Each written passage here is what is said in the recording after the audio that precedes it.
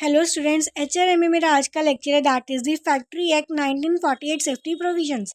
That is कि हमारे पास एक फैक्ट्री एक्ट है जो कि 1948 में लॉन्च हुआ था, जिसने सेफ्टी प्रोविजंस के बारे में बताया। ये प्रोविजंस क्या कर रही है, सेफ वर्किंग इन्वायरमेंट प्रोवाइड करेंगी हमें हमारी सेफ्टी को ध्यान में रखते हुए, प्राइमरी रिक्वायरमेंट्स को ध्यान में रखते हुए, ताकि हम क्या कोई भी वर्कर को है वो उसका कोई एक्सीडेंट ना हो सके, या कोई भी हैज़ियस जॉब अगर वो कर रहा है तो उसके ऊपर प्रॉपरली सेफ्टी मेजरमेंट्स क्या प्रिवेंशंस वगैरह सारी उसको बताई जाएंगी। इसके अंदर क्या हमारे पास नंबर ऑफ सेक्शंस है जो कि हमारे कॉन्स्टिट्यूशन लिखे हुए हैं। दैट इसकी सबसे पहले आएगा सेक्शन 21, जिसमें क्या बोला, फेंसिंग ऑफ मशीनरी, जिसमें क्या है दैट इज कि हमने प्रॉपर फेंसिंग करनी है अपनी मशीन्स की। अपनी कोई भी ऑक्यूपायर है कैन अवॉइड दिस लाइबिलिटी, मतलब तभी अवॉइड करनी है उसने लाइबिलिटी को ऑफ एनी फाइनेंशियल और मैकेनिकल रीजंस के लिए। सिक्योरली फेंस होने चाहिए हमारे सेफ गार्ड्स कंस्ट्रक्शन के लिए, मतलब प्रॉपरली हमारी फेंसिंग होनी चाहिए, मशीन्स जो है सही होनी चाहिए, प्रॉपरली वर्किंग कंडीशंस में होनी चाहिए।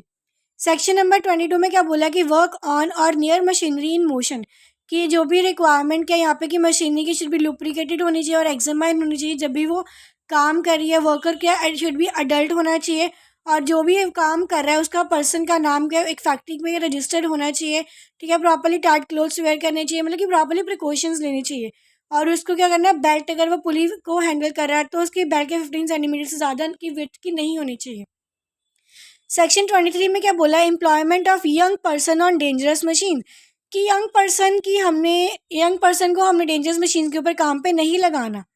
ठीक है, उसके हमने अगर को वो काम कर भी रहा है तो प्रॉपरली उसके ऑब्जर्वेशन के अंदर काम होना चाहिए, प्रॉपरली प्रिकॉशंस जो है वो होनी चाहिए, या फिर किसी सुपरविजन के अंदर काम करे जिस पर्सन को प्रॉपरली नॉलेज है।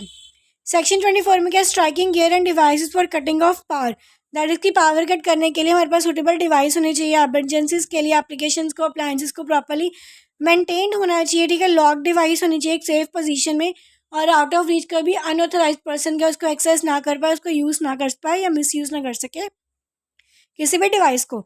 सेक्शन 25 के that is self acting machine, इसमें क्या बोला कि ये क्या use with in a distance of 45 centimetre from fixed structure not allowed, कि 45 सेंटीमीटर के स्ट्रक्चर में इसको अलाउड नहीं किया जाएगा, और सिर्फ चीफ इंस्पेक्टर को है वही अलाउ कर सकता है कि ये मशीन को यूज़ करने के लिए।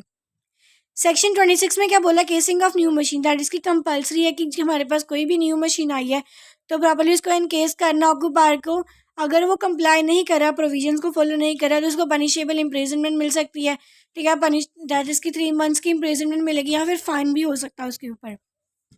सेक्शन 27 क्या बोल रहा है, that is the prohibition of employment of women and children near cotton opener. अगर कॉटन की कोई फैक्ट्री है, कॉटन का काम कर रहे हैं, तो हमें प्रोहिबिट किया गया है कि वुमेन या चिल्ड्रन क्या काम नहीं करेगी या उसके पास नहीं होनी चाहिए। सेक्शन 28 क्या, that is the host and lifts, इसमें क्या बोला कि अगर हम होस्ट और लिफ्ट्स को हमने फैक्ट्री में इंस्टॉल किया है तो प्रॉपरली कंस्ट्रक्टेड होनी चाहिए, गुड मैकेनिकल कंस्ट्रक्शन होनी चाहिए, साउंड मटेरियल जो है स्ट्रेंथ प्रॉपरली वो सब कुछ मेंटेन होना चाहिए, और मस्ट भी एग्जामिन होनी चाहिए आफ्टर 6 मंथ्स।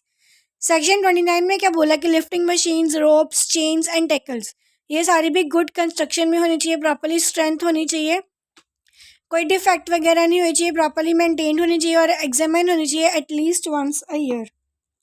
उसके बाद क्या, that is section 30 revolving machinery, की शुड बी प्लेस्ड नियर, मतलब पास वाली जगह पे जो है रिवॉल्विंग मशीनरी होनी चाहिए और मैक्सिमम सेफ वर्किंग स्पीड पे वो काम करनी चाहिए।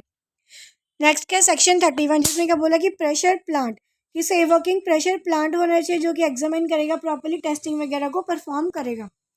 सेक्शन 32 क्या बोल रहा है, floor, stairs, means of access के सारे कुछ प्रॉपरली मेंटेन होने चाहिए। ठीक है, जो भी कोई भी सब्सटेंसेस जो है वो नहीं होने चाहिए फ्लोर्स के ऊपर, ताकि कोई गिर जाए, कोई इंजरी हो जाए। ठीक है, हमने प्रॉपरली इंश्योर करना है फुट होल्ड को और हैंडल करना प्रॉपरली उसकी सेफ्टी को। सेक्शन 33 क्या बोल रहा है, पिट्स, सम्स या ओपनिंग इन फ्लोर्स है सकता है वो भी प्रॉपरली कवर्ड होनी चाहिए, और फेंस्ड होनी चाहिए, कोई भी डैमेज नहीं होना चाहिए टू दी वर्कर। सेक्शन 34 क्या, एक्सेसिव वेट की मैक्सिमम लिमिट होनी चाहिए कि इतना वेट ही एक वर्कर उठा सकता है। ठीक है, सेक्शन 35 में क्या बोला है, प्रोटेक्शन ऑफ आइज की, कोई आग वाला कोई काम है तो प्रॉपरली गूगल्स वगैरह या स्क्रीन यूज़ करके वो आइज की प्रॉपरली प्रोटेक्शन को उसको ध्यान में रखते हुए इसके काम करना है। सेक्शन 36A में क्या बोला, दैट इसकी अगर हम properly portable electric lights use होनी चाहिए। ठीक है, और अगर हम 24 वोल्ट से ज़्यादा की यूज़ नहीं करनी, और अगर वहाँ पर कोई फ्लेम वगैरह वाला काम है तो properly flame proof portable lights है उसको अलाउ किया जाए, वही यूज़ की जाएंगी। सेक्शन 37 में क्या बोला, एक्सप्लोसिव और इन्फ्लेमेबल गैस, जिसकी वजह से क्या एक्सप्लोजन हो जाती है, तो हमने प्रॉपरली डस्ट को, गैस फ्लूम वेपर्स वगैरह को हमने उसको रिमूव करना है ताकि कोई भी एक्सप्लोजन ना हो। सेक्शन 38 में क्या बोला, prevention in case of fire, की हम प्रॉपरली एक्सटिंग्विशर होनी चाहिए, फायर एक्सटिंग्विशर्स होनी चाहिए, सेफ्टी प्रॉपरली होनी चाहिए पर्सन की, कैसे हमें उसको एस्केप करना है वो जगह से। नेक्स्ट क्या सेक्शन 39 क्या बोल रहा है, दैट इज़ कि हमने प्रॉपरली स्पेसिफिकेशंस देखनी है डिफेक्टिव पार्ट्स की। अगर कोई पार्ट डिफेक्टिव है तो प्रॉपरली कोई ह्यूमन लाइफ को डेंजर में लेके आ रहा है, अगर कोई पार्ट ऑफ मशीन तो उसको प्रॉपरली मेंटेन किया जाए, उसको ठीक किया जाए। सेक्शन 40 में क्या बोला कि safety of buildings and machinery, properly safety का ध्यान रखना चाहिए, मशीनरी को रिपेयर करना है टाइम टू टाइम। और सेक्शन 41 में क्या बोला जाता है कि स्टेट गवर्नमेंट के बाद ही सिर्फ पावर है कि वो क्या रूल्स को, डिवाइसेस को क्या फर्दर आगे सेफ्टी मेजर्स को देखेगी, ध्यान में रखेगी।